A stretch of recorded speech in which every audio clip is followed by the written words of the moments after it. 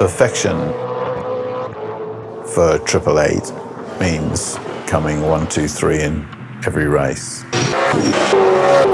We've achieved it a couple of times, but that's it. It's unachievable, really, but it doesn't stop us aspiring to that. Anyone can be fast on a single race, on a single lap, but to do it repeatably, you really do have to put science and technology behind it so that you do have consistent performance.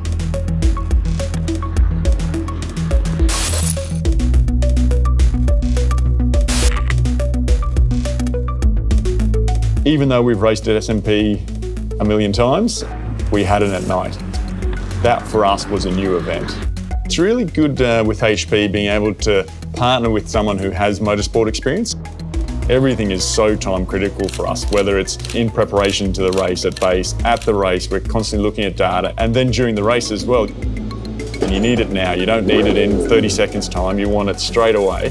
The Z Workstations we've been using, it's a really powerful, really versatile workstation and able to process all the information from the race car, from timing, and feeding it out to other systems in the pit garage.